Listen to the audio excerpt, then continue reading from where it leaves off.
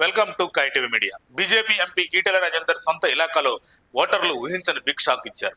కమలాపూర్ పంచాయతీ ఎన్నికల్లో ఈటెల బలపరిచిన సర్పంచ్ అభ్యర్థి రాక్యం సంపత్ ఓటమి పాలయ్యాడు.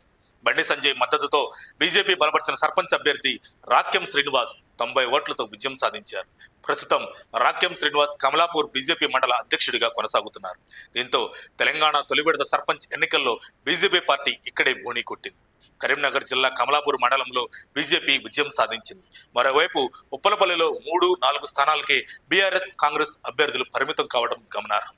భీమదేవరపల్లి మండలం రసూల్పురాలో బీజేపీ బలపరిచిన అభ్యర్థి మహేష్ సర్పంచ్ గా విజయం సాధించారు. దీంతో బండి వర్గీయులు సంబరాలు చేస్తుండగా ఈటెల వర్గం మాత్రం నిరాశ చెందింది. మెజారిటీ గ్రామ పంచాయతీల్లో పార్టీ బలపరిచిన సర్పంచ్ అభ్యర్థులు బరిలో నిలబడకపోవడం బీజేపీ పెద్దలను నిరాశకు గురిచేసింది. పలు నియోజకవర్గాల్లో బీజేపీ సానుభూతి పరులు, కార్యకర్తలు, హిందుత్వవాదుల ఓటు బ్యాంక్ అధికంగా ఉన్నప్పటికీ బీజేపీ ఓటమికి ముఖ్య కారణం నాయకత్వం లోపం అని స్పష్టంగా కనిపిస్తుంది. పల్లెల్లో పార్టీ బలపడేందుకు ఎంతగానో ఉపయోగపడే వార్డు మెంబర్, సర్పంచ్ ఎన్నికలను బీజేపీ అంతగా ప్రాధాన్యత ఇస్తున్నట్లు లేదని తొలి విడత ఫలితాలే స్పష్టం చేస్తున్నాయి. పలు గ్రామాల్లో బీజేపీకి అభ్యర్థులు లేకపోవడం పార్టీ నాయకత్వ లోపాన్ని స్పష్టం చేస్తుంది.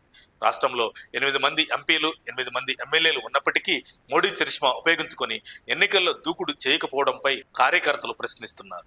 బీజేపీ రాష్ట్ర సారథ రామచంద్రరావు ప్రకటనలు చేస్తున్న గ్రామాల్లో నేతలు ప్రత్యక్ష కార్యాచరణ లేకపోవడం విస్మయం కలిగిస్తుంది.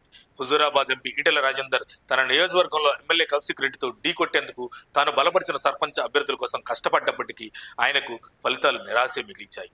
ఇక నిజామాబాద్ జిల్లాలో అందుకు భిన్నమైన పరిస్థితి ఉంది. ఒక ఎంపీ, 2 ఎమ్మెల్యేలు ఉన్నప్పటికీ మెజారిటీ స్థానాల్లో పార్టీ బలపరిచిన సర్పంచ్ అభ్యర్థులు లేకపోవడం, పోటీ చేస్తున్న స్థానాల్లో అభ్యర్థులు మద్దతు కోసం ప్రచారం చేయకపోవడం కార్యకర్తలను విస్మయం కలిగిస్తుంది. మరోవైపు పల్లెపూరులో అధికార కాంగ్రెస్ పార్టీ ఈ ఎన్నికలను ప్రతిష్టాత్మకంగా తీసుకుని పకడ్బందీగా ప్రణాళికలు అమలు చేస్తుండటంతో విజయం దిశగా అడుగులేస్తుంది. ఇప్పటికైనా జిల్లా బీజేపీ నాయకులు స్పందించి 2వ, 3వ విడత సర్పంచ్ ఎన్నికల్లో మరియు రాబోయే ప్రాదేశిక ఎన్నికల్లోనైనా బీజేపీ అభ్యర్థులు గెలిచేలా చర్యలు తీసుకోవాలని కార్యకర్తలు కోరుతున్నారు.